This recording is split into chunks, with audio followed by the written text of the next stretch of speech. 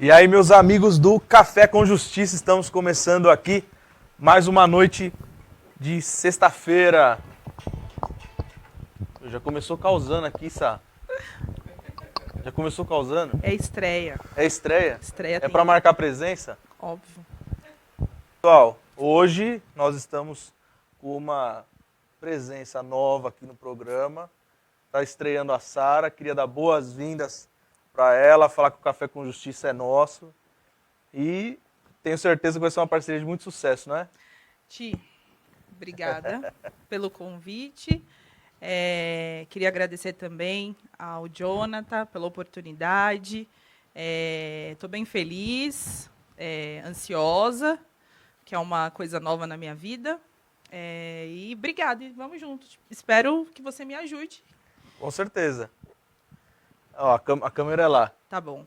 Você não me ensinou isso no Ó, a começo. câmera é lá. Ó, pessoal, vocês me desculpam, tá bom? Ó, o Aloysio está na produção. Ele vai sempre nos auxiliar aqui. E vamos que vamos. No começo eu travei muito. Estou dando um conselho rapidinho aqui. No começo eu travei muito. Minha primeira entrevistada, a doutora Eliana Passarelli, um grande beijo para ela. Tremi igual vara verde.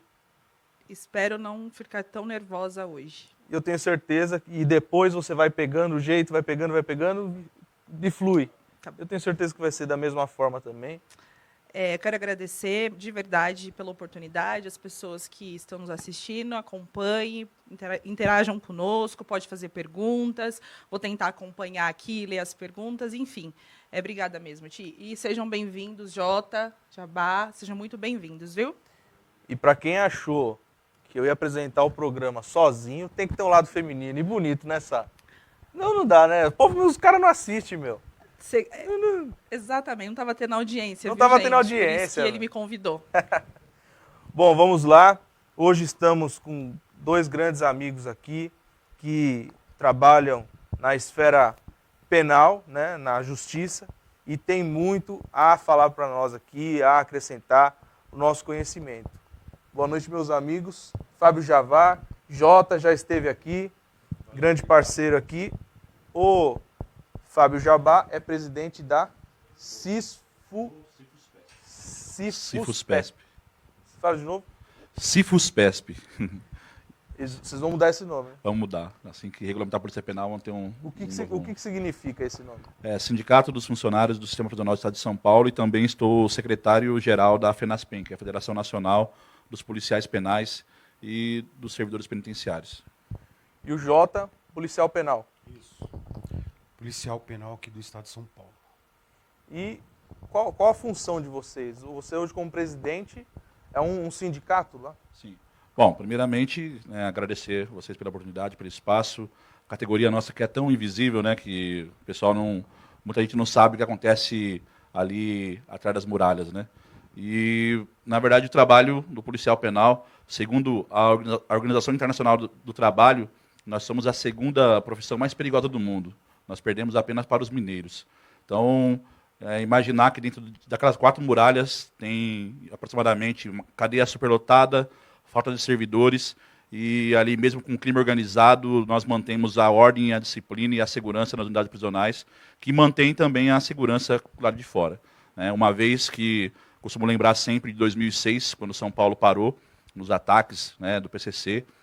Então é um trabalho muito importante, que infelizmente ainda não é valorizado, pelos governos, tanto estadual como federal, ainda não nos valoriza, não investe, não nos dá condições de trabalho, mas mesmo assim, honrosamente, todos os dias os plantões são fechados aí, São Paulo está quase um ano aí sem rebeliões, e às vezes também acontece, infelizmente pela falta de servidores e condições de trabalho, 2.000 presos para 6, 7 caras no plantão, é fazer mágica, né? Igual quando o Jota veio aqui, na entrevista, inclusive, era um outro cenário, né, Jota? Mudou bastante, né? Foi o que ele falou do trabalho dele, e a conclusão que eu cheguei naquele dia foi que, para fazer isso, tem que gostar. Não tem como. Né? O trabalho que vocês desenvolvem de fato, vocês têm que gostar disso, né? Tem que ter um amor por isso também. Concorda? Olha, boa noite. Obrigado mais uma vez pelo espaço aqui. tem quase um ano, né, que eu passei Quase por um aqui. ano. Olha, não deixa de não ser um trabalho bacana, né? Poderia ser melhor. O problema é que a gente não tem um apoio que nós precisamos, né? Mas é um serviço que ele pode ficar bem melhor aí se tiver um apoio do governo. Não temos, mas se tivesse um... Inclusive o pessoal outro dia me perguntou, né? Eu estava numa escolta de presos lá com meus amigos lá, VPs, aí perguntaram por que tem que chamar eles de reeducandos. Falei, não sei, porque difícil, né? Para reeducar alguém lá é complicado, mas é uma luta diária nossa lá para tentar fazer o melhor. Eu tenho certeza disso. Eu tenho familiares policiais, tenho inclusive um primo que é também policial penal. Uma pergunta para vocês é como está sendo a Polícia Penal diante dessa pandemia, que já vai se completar praticamente 2 anos, já estamos 1 ano e meio, praticamente 2 anos perdidos. Como foi essa situação para vocês lidar fora, né, e dentro, para vocês não levarem aquilo lá para dentro? Como que foi essa situação para vocês, a pandemia em si, para vocês policiais penais? Bom, primeiramente, assim, até pegando outro gancho da pergunta do Thiago sobre policiais, operador da segurança pública no geral, nós somos vocacionados. Tem que ter vocação e tem que amar o que faz. Independente de ser valorizado ou não, a gente ama o que faz, a gente tem orgulho do que faz. Então, por isso que o nosso resultado mesmo sem apoio, sem nada, depois de 2006, né, foram criados os grupos de intervenções rápidas, várias mudanças canis, e tudo partiu dos policiais penais, dos servidores do sistema prisional. Lembrando que o sistema prisional também não tem só policiais penais. Nós temos vários servidores, os técnicos de apoio, psicólogos, assistentes sociais, enfermeiros, médicos. O sistema prisional, na verdade, é uma cidade. É uma população que tem lá dentro. Nós somos a polícia lá de dentro e tem vários servidores. O preso tem acesso a vários serviços, direito deles. Eles têm acesso à alimentação, têm acesso à saúde e à educação. E na pandemia, infelizmente, nós perdemos 113 companheiros, guerreiros e guerreiras do sistema prisional, que faleceram devido também à falta de assistência do Estado. O Estado demorou muito em adquirir EPIs, em barrar a visitação dos presos. E os sindicatos, né, nós temos o Fórum Penitenciário, vou mandar um abraço aqui para o Gilson, para o Branquinho, do Sindicop e do Sindasp, nós estamos unidos aí nessa luta há mais de 2 anos. E a pandemia evidenciou mais uma vez o que o sistema prisional abandonado. Se você pegar a média de pessoas que morreram, né, a nossa média hoje ela está em torno de, a mortalidade nossa em torno de 15%, bem mais alto da população aqui fora, né, porque houve realmente um descaso. Tudo bem, depois de denúncias, depois de ações judiciais ganha, né, a SAP está mantendo, e hoje, pontualmente, quando acontece de faltar IPI, luva, máscara, álcool gel, a máscara também que nós pedimos a correta, que é a N95, porque o sistema prisional ele já tem tuberculoso, ele tem aidético, lá dentro tem várias doenças infecto-contagiosas, HN1, muitos presos do ano passado também morreram de HN1, então assim, é difícil. E ainda nós temos o agravante, como eu disse aqui, né? Superlotação, porque a rotina ela mudou um pouco da unidade, mudou, né? Visitante não está tendo mais, trabalho, educação, apesar que a gente está recebendo denúncias que o pessoal começou, como aqui fora também começou a movimentar alguma coisa, dentro das cadeias também começaram a movimentar. E então o risco é muito grande, porque nós tínhamos que nos prevenir aqui fora, para não levar lá para dentro, porque a pandemia ensinou que nós teria que ter você ficar isolado, um isolamento. Agora, como você vai isolar um lugar que era para ter 12 presos e está com 50? Um pavilhão que era para ter 96 e está com 400, 500. E aí, nesse meio tempo, um policial penal sozinho, que é o que trabalha lá dentro da carceragem, para fazer toda a movimentação, para ter o contato, porque nós temos contato com os presos. Quando ele sai do pavilhão, nós temos que revistar. Quando o preso chega da rua, no CDPs, aí, no Centro de Detenção Provisórias, né, hoje eu estou trabalhando no Osasco 2, nós temos que revistar. Tem que revistar. Então, nessa hora não tem como o preso ficar com máscara, porque nós temos que, inclusive, olhar dentro da boca dele. Né? Ele tem que fazer todo o procedimento. Então, e aí, a SAP demorou muito, e a testagem foi muito falha, porque na OMS recomendou. Vários países que já estão saindo da pandemia, houve testagem em massa. E a SAP testou uma vez só, não testou mais. tanto, né, todos os servidores da SAP como os sentenciados também. Como agora também, vacinou os policiais penais depois de uma luta nacional que nós tivemos que travar, porque os governos também erraram. Eu acho que o governo errou quando, lógico, porque segurança pública não se faz home office. Então nós somos categorias essenciais no combate à pandemia e continuar trabalhando. Né? E aí o governo, quando saiu a vacina, esqueceu da gente. Não só da gente, mas de todos os trabalhadores essenciais que tinham que sair da sua casa para trabalhar, tinham que ter sido lembrados, porque eles sim corriam o risco de voltar para sua casa, de sair para trabalhar, obrigado a trabalhar, voltar para casa e levar para sua família, né? Como aconteceu. Também teve muitas tragédias no sistema prisional. Inclusive, tem uma família no diretor-geral de Guareí que o diretor morreu com Covid, a esposa morreu com Covid e acabaram deixando uma filhinha. Né? Então, assim, houve várias tragédias que servidores, né, e familiares também foram contaminados. Então, houve mortes de servidores 113 e nós não conseguimos contabilizar, mas também foram várias mortes de familiares também. E como que o Estado resolveu agir no começo da pandemia, por exemplo? Porque eu sei que teve uma parte que foi liberada dos presos, né? E aí depois retornou. Como que foi? Como que isso aconteceu? Olha só, São Paulo, no final de 2019, a população de São Paulo era 235 mil presos. Hoje nós estamos com 211 mil presos. É claro que no período da pandemia também, quase também houve pouca prisão. E até mandato de prisão também não foi, que era para ser cumprido, não foi cumprido. Também o CNJ recomendou que presos com comorbidades pudessem ir para o regime aberto. Então, presos que tinham comorbidades do regime fechado, tinha algumas regras para seguir. Então, a gente estipula que a SAP colocou um número de 8 mil presos que saíram. Só que se você pegar 235 mil presos para 211 mil presos hoje, então saiu muito mais. Tudo bem que pode ter havido mais liberdades condicionais, mais algum benefício. Inclusive, nesse meio teve até presos que conseguiram atestados falsos para falar que tinha comorbidade para obedecer às regras do CNJ e ir para a rua. Inclusive, o caso os médicos da associação daquela OS e ABAS, que inclusive foram presos aqui em São Paulo, que desviaram em milhões do combate ao Covid. Né? E, então teve alguns casos aí que foram escabrosos. Né?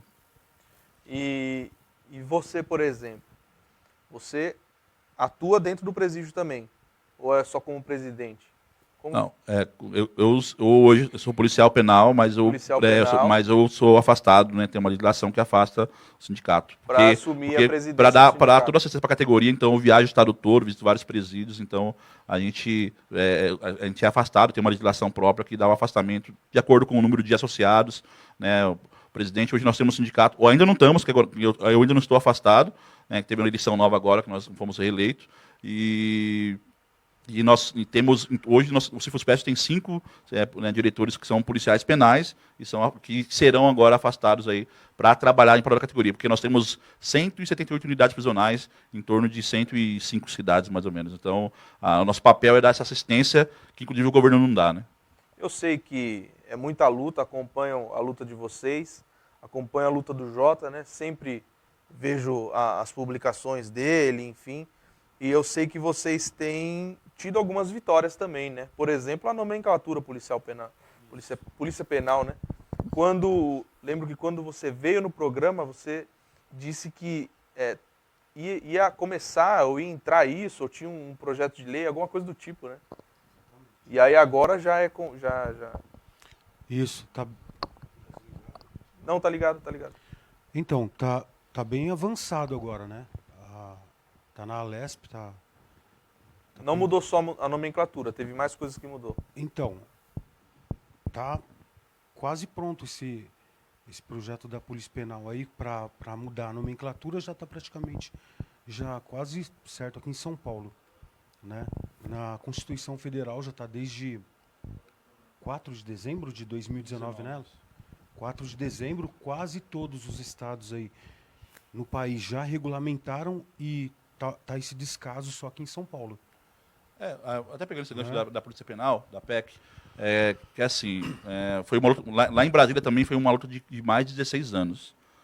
Começou com a PEC 308, né, a proposta de emenda constitucional, a Constituição, que é o seguinte, qual que era o pior erro que nós tínhamos? A nossa categoria não tinha uma segurança jurídica. nós não existimos, né, na nossa Constituição, a Carta Magna do Brasil, que ordena todas as regras e leis do país, nós tínhamos, não tinha lá a palavra agente penitenciário, polícia penal, e no Brasil também havia várias nomenclaturas. Nós tínhamos no Rio de Janeiro inspetor penitenciário, aqui em São Paulo agente penitenciário, aqui em São Paulo tem também o AEVP, que é o agente de escolta penitenciária, e nós precisávamos de uma segurança jurídica.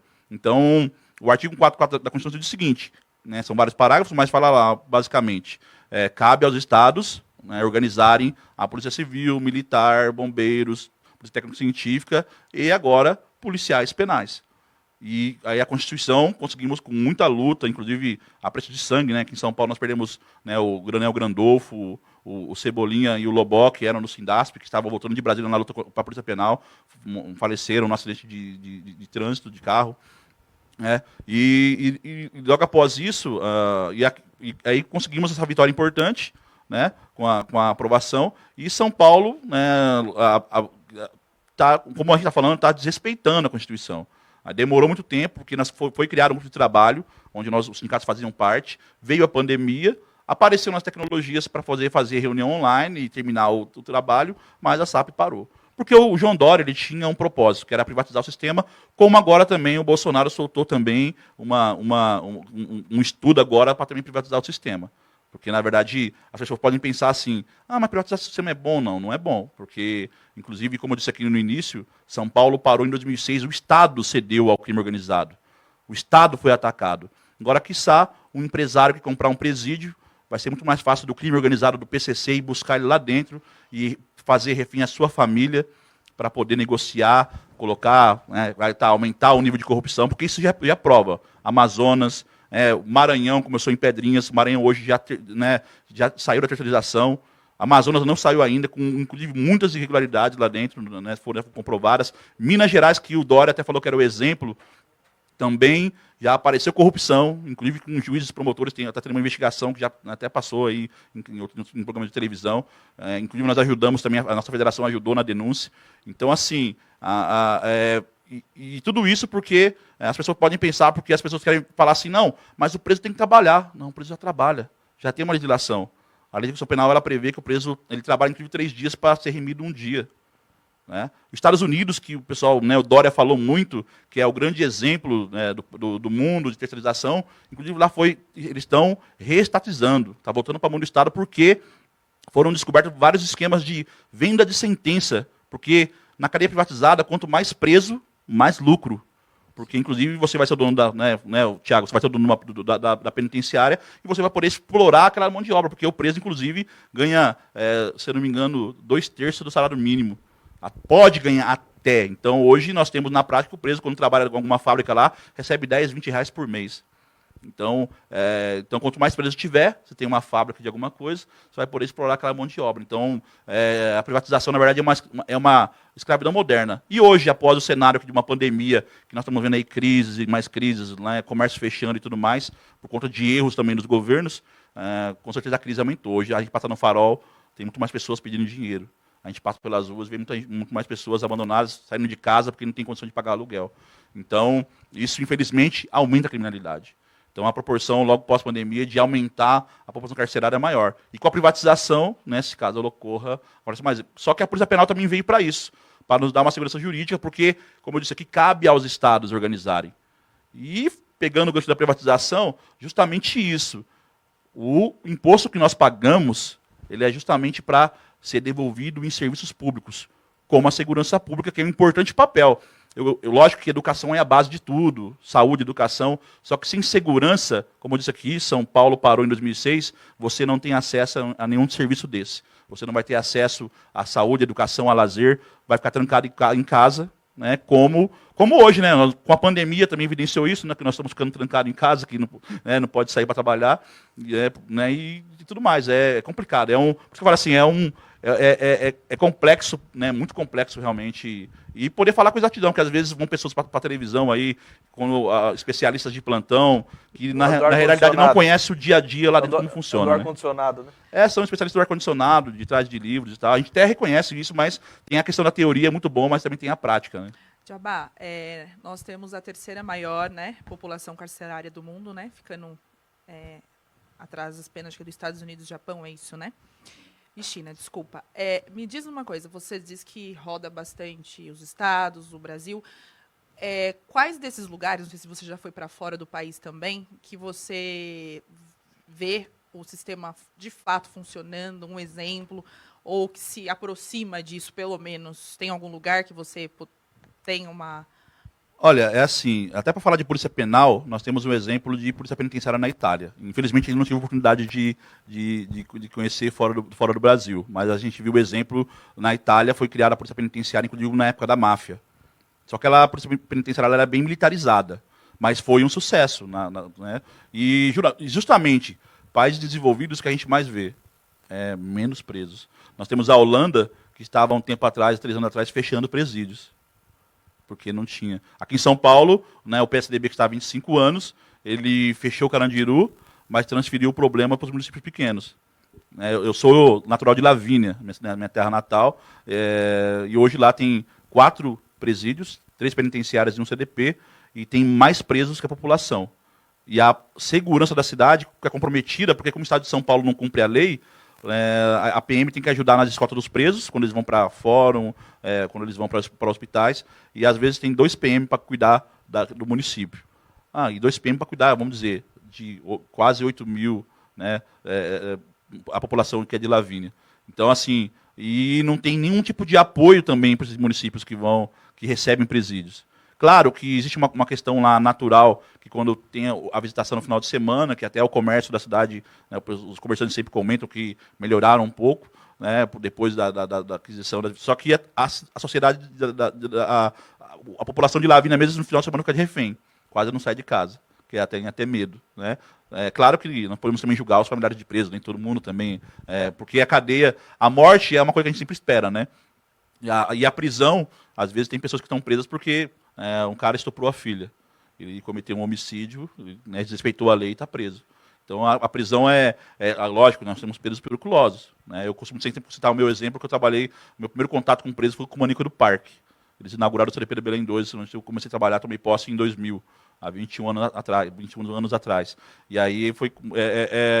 E aí começa aí a nossa complexidade, né? Porque eu tinha 21 anos e o cara, né, o preso. Eu não estava fazendo a formação um dia na formação nossa, outro dia na unidade. Quando fui servir a alimentação para ele me deu bom dia, paz do Senhor. Eu fiquei perturbado, confesso, quase 15 dias. Eu conto sempre essa história, porque se a gente também não aprender a separar o crime da pessoa, a gente vai virar um justiceiro. E lá dentro nós não estamos para bater, espancar e matar presos, porque senão nós somos presos também. Quem comete isso aí é crime, então nós temos que... Inclusive nós temos lá para dar... Olha, é tão complexo que nós temos que dar a segurança para a sociedade, a segurança, e ao mesmo tempo atender todos os direitos dos presos. Porque como falta médico, falta enfermeiro, falta assistente social, falta psicólogo, às vezes nós temos que fazer esse papel. Boa. Eu trouxe o cara certo para falar do assunto. Com vocês, certeza. né? Então, vocês... Aqui? Tá funcionando. Então, essa questão que ele falou aí, do policial penal, fazer todo esse monte de trabalho. Cara, eu vou te falar. Eu sempre peço aí, de vez em quando eu converso com deputados, eu peço para os caras, falo, vai lá na unidade que eu trabalho para você ver como que tá a situação. Meu, a gente é estrangulado, cara, estrangulado dentro das unidades prisionais, com meia dúzia de cara para trabalhar, para fazer uma enxurrada de trabalho. Hoje lá em Osasco, quantas pessoas trabalham? Quantos policiais penais trabalham? Por turno, em torno de 55, Para quantos presos? 60 por turno, tem 1.600 detentos. E como não tem visita, tá chegando o SEDEX. É 200 SEDEX, cara, por dia. Pro policial penal vasculhar aquilo, fazer uma varredura para não entrar nada dentro do presídio. E o que acontece? O policial penal que está de plantão lá não dá conta. Aí vem o pessoal que trabalhou no outro turno fazer hora extra para dar conta disso daí, porque senão não consegue. E na penitenciária feminina, que é do lado onde eu trabalho, a situação ainda está mais catastrófica lá. Porque as mulheres estão trabalhando, virando 24 horas. Não são todas. Eles escalam, ó, você e você, ó, trabalhou hoje durante o dia, vai emendar, você vai sair só amanhã. Tá desse jeito, a mulher. Lá na nossa unidade não chegou nesse nível ainda, porque tá vindo o pessoal de outros turnos fazerem hora extra. Vai falar para você, a gente é estrangulado e ninguém simplesmente enxerga. Não contrata polícia penal para trabalhar, tem um monte aguardando ser chamado, ninguém chama. Qual foi o último concurso que teve? O último, quando foi? Olha só, São Paulo é tão, como a gente fala assim, o STF declarou, né, que o sistema prisional é o estado de inconstitucionalidade. Então, assim, tudo é errado, na verdade não é fácil. São Paulo ainda, olha só, São Paulo, com 211 mil presos, ainda é o exemplo, com toda essa dificuldade que a gente apontou aqui, ainda é o exemplo do Brasil. Porque se você vai para as unidades prisionais, é complicado. E aqui em São Paulo nós temos um déficit imenso, enorme de servidores, porque desde quando o João Dória assumiu, ele não contratou ninguém. Tá? Estamos indo para 3 anos sem nenhuma contratação. E nós temos um concurso de ASP 2014, que é o antigo cargo do policial penal agente penitenciário, que é o pessoal que trabalha na carceragem. De AEVP 2014, que não contratou ninguém. De ASP 2017, que inclusive está na 2017 concurso, e ainda está na última fase para publicar o resultado da investigação social, que é a última fase do concurso. E nós temos um concurso de área meio, que o Estado não contrata, porque inclusive hoje nós temos um desvio de função enorme, porque o Jota falou da unidade dele, mas tem unidades, como eu disse aqui, que em Pinheiros 2, nós temos o nosso diretor lá, o Ferneste, que é o nosso tesoureiro geral, só que ele está trabalhando, lá teve dia de estar com 2 policiais penais para cuidar de 1.800 presos. 2. E aí, tem se que convocar. acontece alguma coisa? Não, na verdade, o que a gente fala para a categoria é o nosso papel entra aqui, né? Eu faço uso muito da rede social, até por causa da pandemia também, teve umas questões que a gente não pode também visitar os presos na pandemia, a gente está vendo isso daí até judicialmente. Mas a gente faz muito vídeo, texto, isso é categoria para não assumir 2 postos, porque como você vai, no mínimo, se prevenir para evitar que você, além de trabalhar, você responda um processo. Porque e quando tem uma ocorrência lá dentro, um preso morreu, e de repente vai abrir uma sindicância, você vai responder uma sindicância, e aí vão avaliar até a omissão, se foi falha sua ou não. Porque lá dentro, lá na ponta, nós somos o Estado. Nós somos o Estado, né? Os servidores públicos representam o Estado. Porque nós ficamos porque os governos passam, nós ficamos. Eu estou há 21 anos no sistema. Passaram vários governos, vários erros, né? O PSDB, infelizmente, é um partido que continua errando, né? Não acerta em nada. E com o Dória piorou.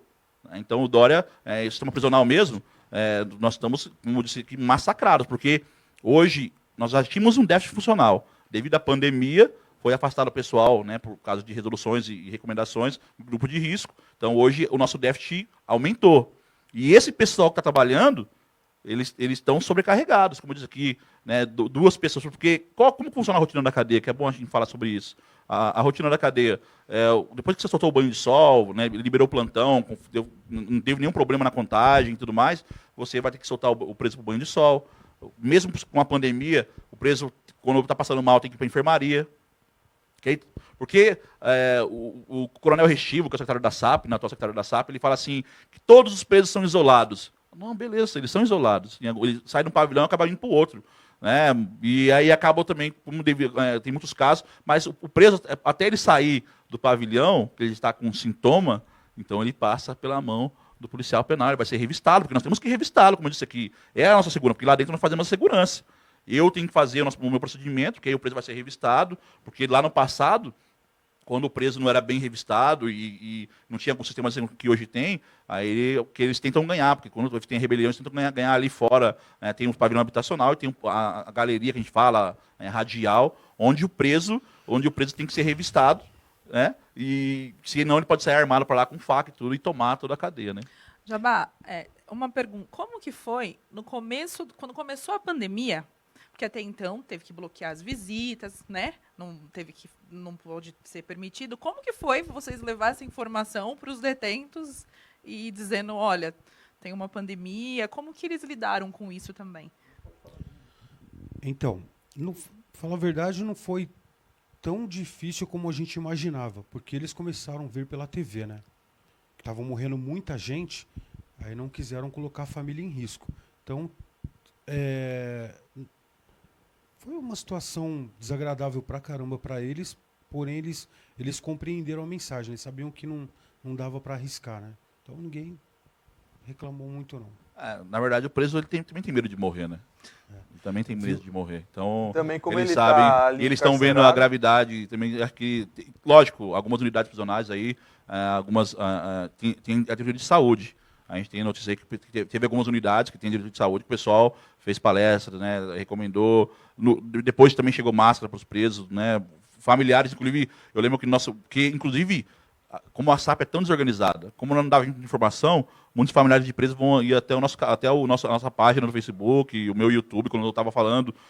Eu participei de uma live com o pessoal, que inclusive lá no dia da live o pessoal falou que tinha 10 mil pessoas assistindo a live deles no YouTube, era um canal que estava começando, e para falar sobre a pandemia no sistema prisional, e às vezes querendo informação, porque a SAP é tão ruim que que não passava informação, né? Com toda a dificuldade que a gente passa lá, com toda a sacanagem que fazem com a gente, de verdade, desculpa falar o termo, né, mas sacanagem mesmo, que fazem com a gente. São Paulo ainda, que nem ele falou, ainda é como um exemplo para muitos estados. Te falar uma coisa que acontece aqui, eu não sei o que esses caras fazem lá na secretaria, porque tem várias unidades com viatura encostada, quebrada, danificada. E se você for no pátio da base de escolta nossa em São Paulo, que são os AIVPs, queria mandar um abraço para todos eles lá, os amigos guerreiros da escolta, tem várias viaturas encostadas lá. Você faz escolta também, né, João? Eu tô ficando no apoio deles agora, em hospital, onde tem preso internado. Entendi. E o que acontece? Até chegou algumas viaturas para algumas unidades, recentemente, da Polícia Penal. Mas tem um monte de viatura encostada no pátio da base de escolta em São Paulo há mais de ano, tomando chuva e sol, cara. Viatura nova. Viatura nova e várias unidades precisando das viaturas. E aquilo lá, dinheiro de quem é aquilo lá? Dinheiro do povo. Tá lá, não, por incrível que pareça, cara, várias viaturas encostadas. Outra coisa que eu queria falar, eu estava conversando com o pessoal da escolta, os caras falando que vários policiais penais não saem da base de escolta porque não tem colete, ou o colete está danificado, ou o colete está com a validade, já está com o prazo de validade esgotado já. E aí esses caras não saem para a rua por falta de material. O Estado já fornece armamento para os policiais penais ou não? Fornece nada. Vocês que têm que comprar o seu. Se o cara quiser se defender de alguma coisa aí na rua, aí, ele tem que comprar. Mas lá dentro, por exemplo, vocês não... Para escolta tem um armamento. Eles cautelam o armamento a hora que chega na base de escolta, e a hora que eles vão embora tem que descautelar aquilo ali e vai embora sem nada. Você vê como que é tão irregular, porque o policial militar, ele faz a polícia ostensiva, vamos dizer assim, ele prende, né? Ele viu uma irregularidade e vai prender o cara. E esse cara ele não vai ver quase nunca mais, a não ser quando tiver alguma audiência, né? Aí o delegado e a Polícia Civil faz a Polícia Judiciária faz a investigação, conclui o crime e a pessoa vai presa. Nós passamos, olha só, hoje, para nós aposentarmos hoje, até a reforma da Previdência, 55 anos de idade o homem, 53 anos a mulher. Né? 30 anos de serviço, mas tem que ter a idade também agora. Certo? Aí um dado importante. Nós temos um estudo que é atual da USP, do Arlindo, né? Estou mandando um abraço para ele, que é um colaborador nosso lá do sindicato, um psicólogo, que ele fez um estudo onde apontou que a nossa expectativa de vida é 45 anos de idade. Então, dificilmente você vê o policial penal chegar... hoje nós temos até, fala que a gente, quando o colega aposenta, a gente tem que fazer uma novena, tem que pedir para Deus oração, porque, infelizmente, passa 3 anos, porque o estresse é a raiz de todos os males. Então, como eu disse aqui, nosso pessoal, o estresse, aí vem síndrome do pânico, vem depressão. Hoje nós temos em torno de 20% afastado contra essas doenças mentais, que não tem apoio da secretaria. Não tem apoio. Existem sim alguns projetos que eu sempre faço também, o CQ Vidas, mas é muito pouco. Nós temos uma lei em São Paulo, que foi aprovada em 2007, nós estamos em 2021, que é a Lei de Saúde Mental, e nunca foi regulamentada. a atuação principal do sindicato? Esse apoio psicológico também? Sim, olha só, eu participo do sindicato desde 2004, né? Então, desde 2004 eu fiz uma denúncia e vim para o sindicato. E aí, tanto é que em 2017, nós vendo que a nossa diretoria tinha perdido o sentido, porque o sindicato nasceu para isso, para ajudar o trabalhador, para condições de trabalho, condições financeiras, né? Aqui em São Paulo hoje é o 23º salário do país. E olha que São Paulo é a locomotiva do país, é o estado que mais arrecada. Então nós temos uma polícia muito mal paga, não só nós também, como os policiais, né, militares, policiais civis. Né, a Dória prometeu que ia dar aí, seríamos a segurança pública de São Paulo, seria o segundo maior salário do mundo. E aí o trabalho do sindicato, Tiago, é justamente, infelizmente hoje, nós temos que lutar não só por questões salariais. Hoje nós temos um sindicato de atendimento psicológicos. Nós temos convênios com convênios com médicos, com clínicas. Então, essa diretoria nova que chegou agora, até instruir o pessoal em toda a cidade, procurar um apoio, porque o nosso IANSP, que é um plano de saúde nosso, vamos dizer assim, que é descontado compulsoriamente, que era 2%, mas o Dória também aumentou o ano passado, e não melhorou o serviço. Nós vemos, imprudentemente, está uma maior guerra lá em Prudente, para Santa Casa, e vários lugares, Campinas, Rio Claro, que o IANSP está fechando. E o pessoal, que é compulsório, não é um plano de saúde que é descontado na fonte nossa, né, fica retido. Então teve o aumento desse IANSP, que inclusive, como eu disse aqui, o Estado nem assistência à saúde dá. Então, às vezes, o sindicato nós temos que fazer convênios, parcerias, né, fazer o marketing para a categoria, para o pessoal poder usufruir e cuidar da sua saúde também. Né? Se falando em estrutura, o Jota tinha me mandado algumas fotos lá de Goiás, né? Isso. De Goiás. Polícia Penal de Goiás, olha lá. Escola Superior de Polícia Penal, olha que bacana. Infelizmente, São Paulo não dá pra gente mostrar isso, né? Não dá. E isso aqui, isso é uma base? O que é essas fotos que vocês me mandaram? Isso daí é a estrutura da Polícia Penal deles. Isso daí é recente, inaugurou. Tanto aqui em Goiás, no caso do Lázaro, né, se vocês viram, tem policial penal que está também, como ele é fugitivo do sistema prisional, a Polícia Penal lá também está ajudando com a Polícia Civil, Militar, nas buscas do Lázaro lá. Né? Então, inclusive, tem vídeos e fotos. A Polícia Penal ela teve uma grande importância nesse caso também, né? E é um caso que virou comoção nacional, não acha esse cara nem a pau, não sei o que está acontecendo. Na verdade, assim, eu fico... Como o meu papel é a defesa do trabalhador, então vamos dizer, o pessoal está todo mundo perguntando por que o Lázaro foi solto, por que ele saiu? Porque, lógico, ele teve algumas fugas, mas agora, nessa última fuga dele, ele saiu pela porta da frente. Porque hoje nós temos, aqui em São Paulo, eu não vou falar do Goiás com exatidão, porque não trabalho lá, mas aqui em São Paulo, exemplificando. Aqui, todo preso, quando o preso é benefício, né? Então, todo preso com as saidinhas, igual o Lázaro está numa saidinha. Então, é feito, o Ministério Público, né, é feito, né, o juiz pede lá um laudo criminológico do preso. E quem faz são as psicólogas, ciências sociais, né, aqui em São Paulo, as atas, né? Só que, como eu disse para vocês aqui, tem unidade prisional que não tem esse pessoal. Então, ela tem que, de repente, emitir 10, 20, 30 laudos, 50, 100 laudos. No final do ano agora teve uma chamada operação conjunta. Eles tentaram juntar alguns psicólogos e sociais para fazer 4.900 laudos em tempo recorde. Aí nós manifestamos com o pessoal, nós temos um grupo organizado também no sindicato do pessoal da área técnica, e mobilizamos também os CRPs, né, os conselhos da categoria deles também, em uma luta conjunta conseguimos barrar, porque, inclusive, existe a questão do assédio moral. Inclusive, existe pressão, o país tem que saber, viu, Thiago? Existe pressão para botar preso na rua. Às vezes, no laudo, ser Ctrl-C, Ctrl-V. É para passar.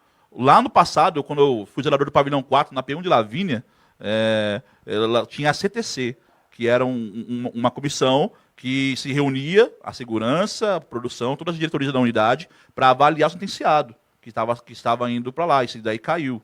Né? Que era uma forma de... Porque quem está no contato do dia a dia com o preso? Somos nós. 12 horas por plantão. 12 horas por plantão, estamos lá com ele. Né? Então, o policial penal, na época, ele ia para a CTC e muitas vezes ele falava assim, não, eu sou contra esse preso a ter a progressão. Mas mesmo assim, na maioria dos votos depois, o preso ia. Então, o caso do Lázaro, ele só vê que primeiramente, o JP falou uma coisa que ele fala com deputados. Primeiramente, lógico, nós temos alguns deputados, Márcio Nakashima, Gianazzi, né, o Major Meca, né, vários Meca deputados, tá pra vir aqui. vários deputados aí que nos ajudam lá. Só que hoje nós não temos um policial penal eleito. Então nós temos uma missão na próxima eleição, a categoria sabe disso, de eleger um policial penal, tanto na esfera federal e estadual, e que está um senador também.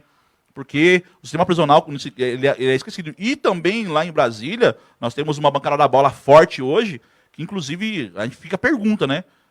Cadê a promessa? Cadê a promessa que ia ser valorizada a segurança pública? Cadê a promessa que ia aumentar a pena? Porque, inclusive, o pacote anticrime foram vetados várias coisas. Então, assim, segurança pública, na verdade, assim, não dá voto. Sistema prisional não dá voto. Então, por isso que é confuso um pouco que o preso, quando está no sistema, os familiares, todo mundo fala, né, até os direitos humanos, que eles fiquem indivisíveis. Mas nós também somos. Porque, inclusive, as pessoas falam assim, cadeia tem que ser um lugar ruim. O preso tem que sofrer. Só que eles esquecem que lá dentro tem um trabalhador junto também. Porque lá no passado foi muito ruim. O passado foi muito ruim. Quando tinha muitas rebeliões, e quem ficava de refém?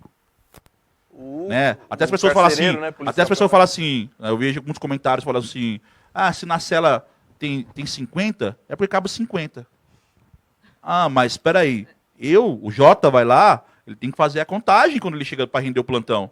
E aí começa o nosso primeiro problema do dia a dia, que é fazer a contagem. Que é como que eu vou. E se eu não efetuar a contagem corretamente, fugiu alguém, eu vou ser punido.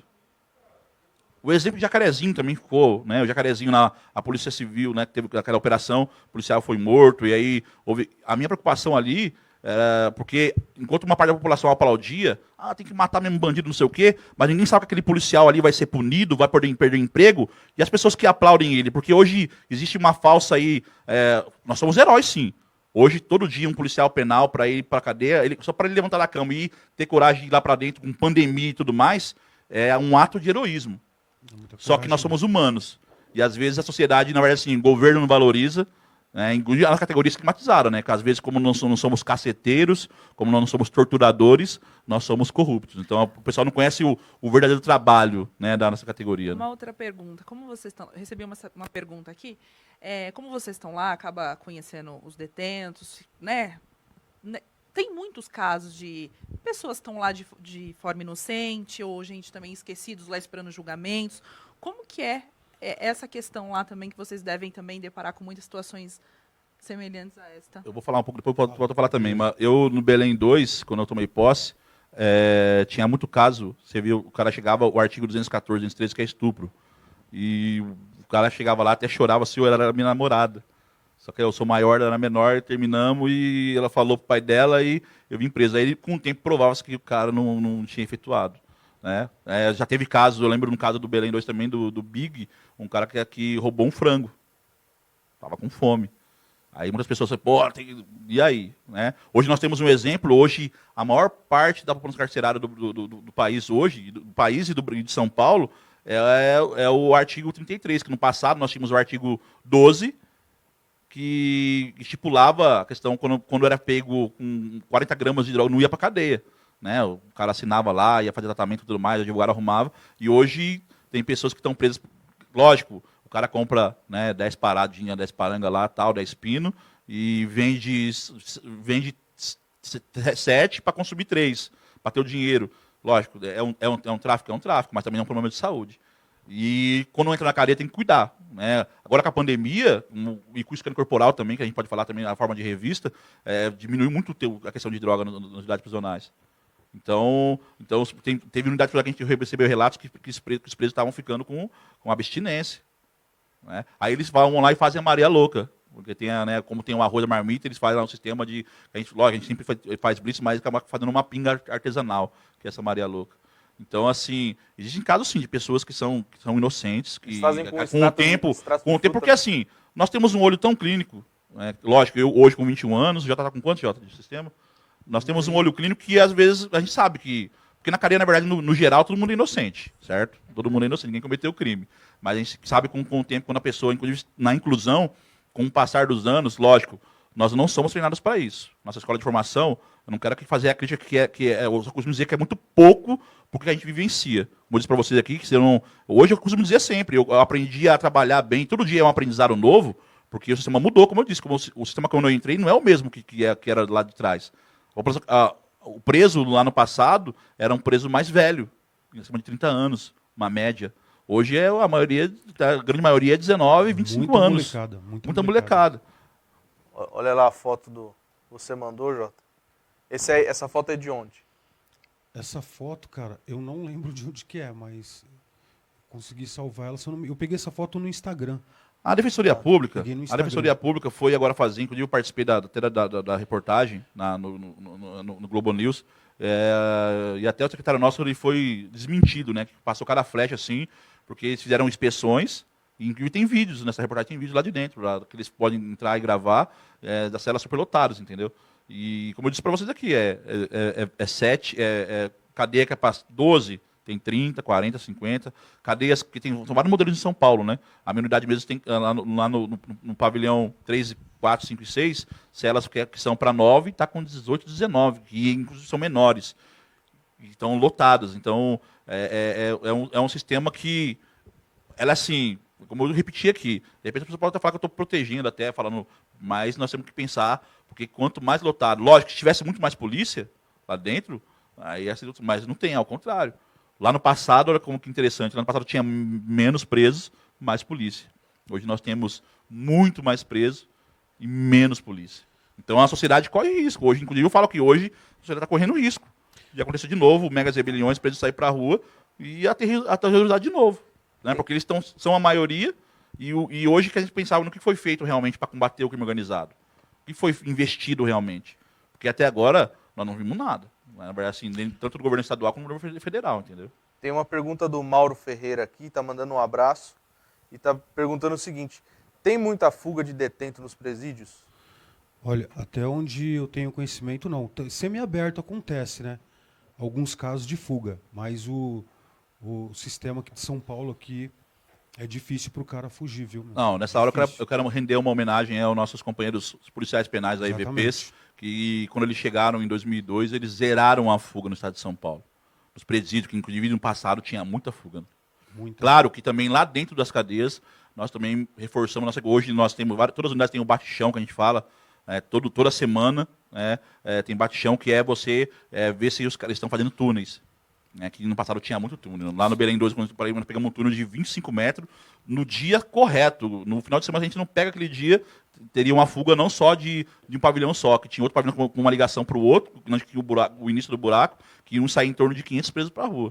Você já viu muita coisa dentro do sistema? Já vi bastante. Qual foi a pior coisa que você já viu? Uma decapitação no pavilhão 4 do Belém 2. Também tem uma outra coisa muito ruim também, que até hoje eu falo, eu tenho 2 colegas presos que foram acusados justamente de tortura, que inclusive perderam o emprego. Então, que foi o caso do Fernando Trapinto, que sequestrou a filha do Silvio Santos.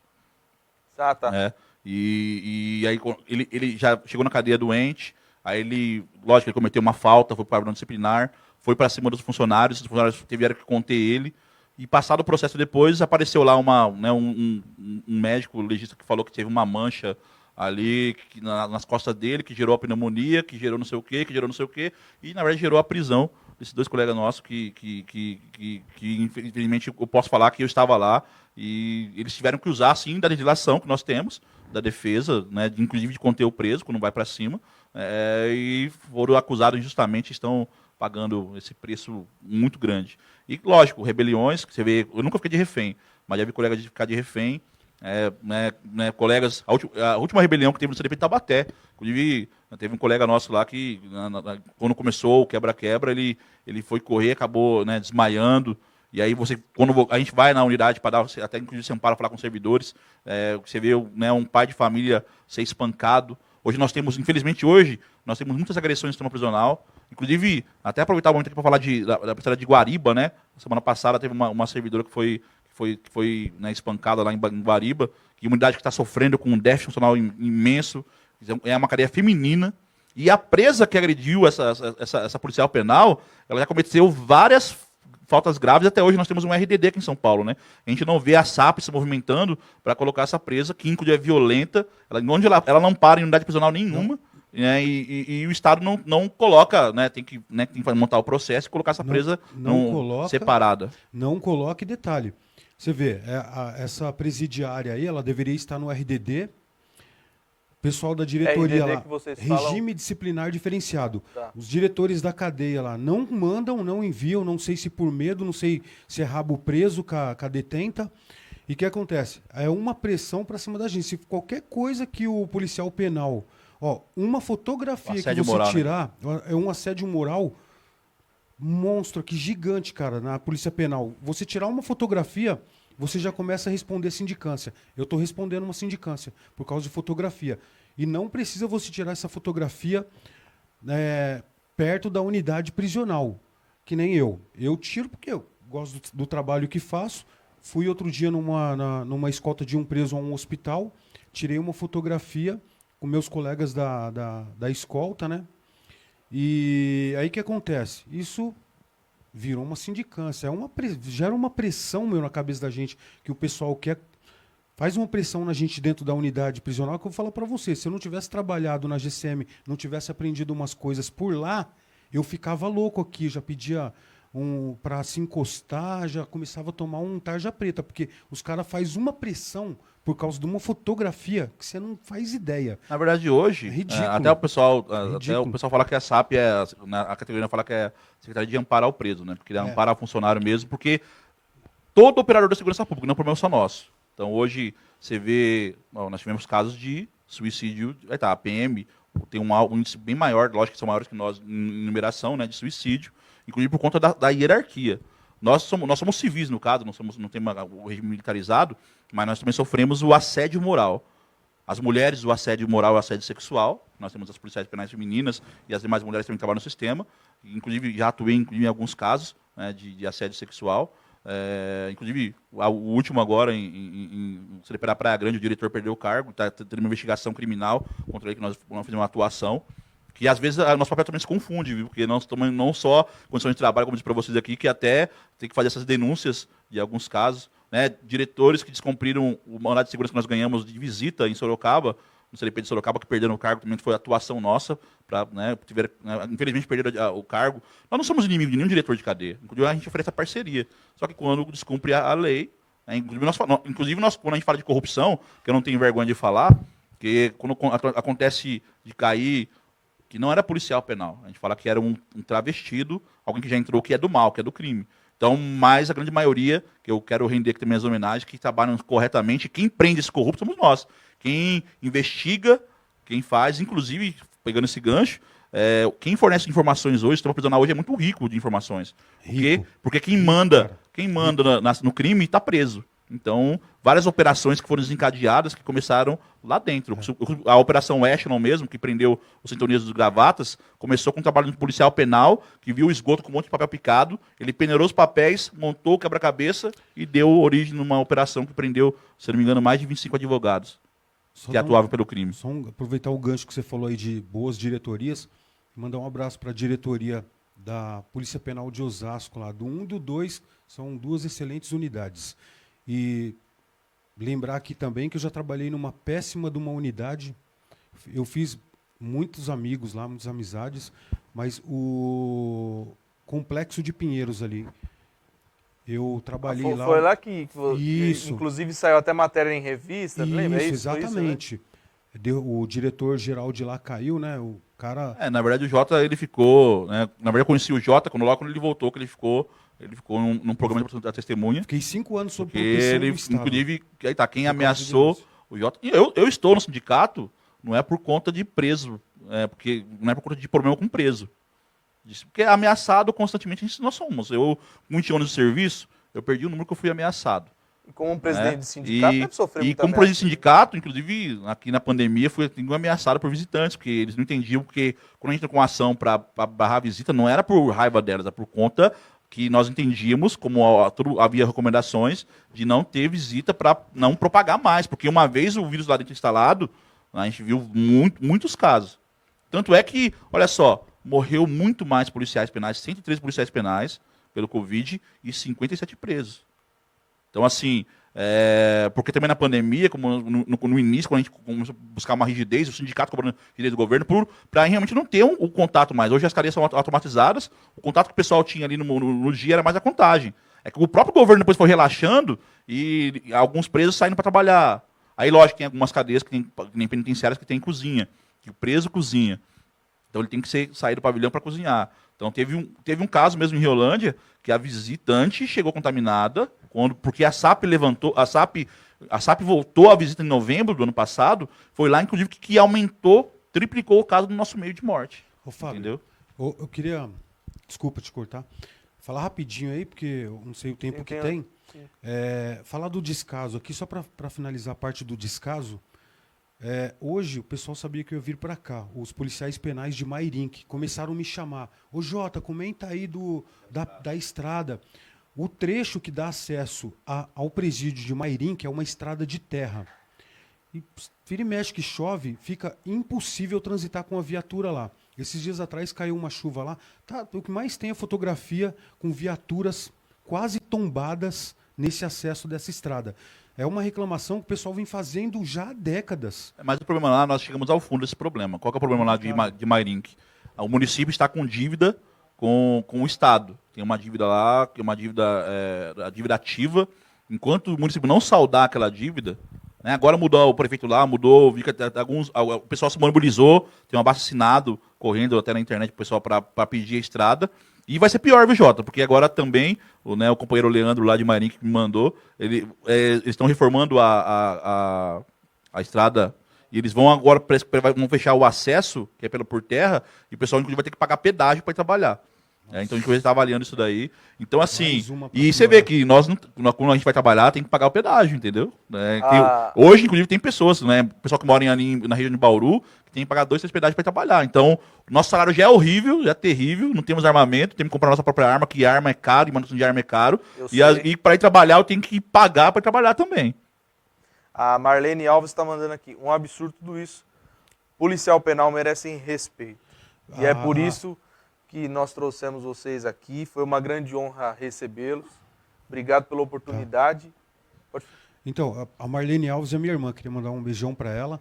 Um abraço pro meu irmão, pro Mauro, para todos os meus irmãos, né? E dar os parabéns para minha mãe, que ela completou 70 anos essa semana, essa lindona.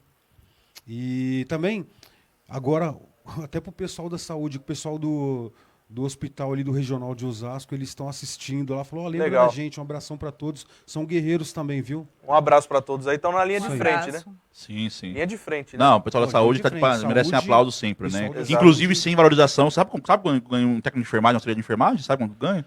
Menos de R$1.000. Eles têm que se virar em 3, 4 empregos aí, 4 para poder viver, sobreviver. E também, lógico, aproveitar o espaço aqui, mandar um abraço para minha esposa lá em Mirandópolis, minha esposa Elisa. Um beijão, te amo, amor.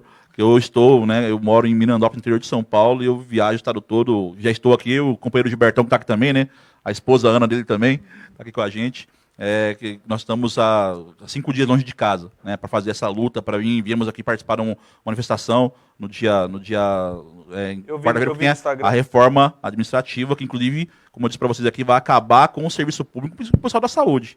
Né? Porque hoje, com essa reforma, os políticos vão poder colocar apadrinhados. Em vez de ter concurso público, alguém que estudou, que se preparou, que tem vocação. Então, Thiago, Sara, muito obrigado pelo espaço, a TV Barueri, pelo espaço de poder falar. Porque se deixa a gente falar, viu? A gente fala aqui, é muita história, é muito problema. É pouco tempo também, né? Mas a gente volta mais vezes, tá aqui, tomar disposição para voltar mais vezes. Será um E prazer. agradecer, em nome de toda a categoria nossa, dos policiais penais e todos os servidores da SAP, da Secretaria de Administração Penitenciária, né, para ter esse espaço aqui para poder comentar um pouco e também aproveitar para fazer umas denúncias, né? Muito obrigado. Isso aí. Sara, muito obrigado. Thiago, Fábio Jabá, muito obrigado. Um abraço para todos os policiais penais. Espero que avance lá na Lesp. E esse pessoal que está acomodado lá na secretaria, lá pule fora e entre um pessoal novo, com novas ideias para melhorar esse trabalho da gente. Um abraço para todos aí. É isso aí. E aí, Sara? Adorei. Adorou? Adorei. Gostou? Primeiro dia tá aprovado, tudo certo? Não, tem que saber se eu estou Tá aprovada. aprovadíssima. E aí, aprovaram? Aprovadíssima, né? Obrigada, viu, gente, pela presença de vocês. Voltem mais vezes. Valeu. Também queria agradecer, mandar um abraço para minha família, meu pai, meus irmãos, meus amigos. E é isso. Vamos junto, Ti. Isso aí, essa parceria vai longe, hein? E o Isaac tá aqui hoje, grande Nos honra. bastidores. Recebeu sua amiga ali, como é o nome? A Tamires. A Tamires está aqui com a Obrigada gente também. viu? Pessoal, é isso. Essa entrevista vai estar disponível no canal do YouTube do Café com Justiça. Se você ainda não é inscrito, corre lá, se inscreve, curta, compartilha, para ajudar a gente nesse projeto, né? A gente vive disso, né, também. É um projeto social, né? A gente se engaja nisso, tem que ajudar a gente também, né? Obrigado a todos vocês que nos assistiram. Até sexta que vem, às 8 da noite. Um forte abraço.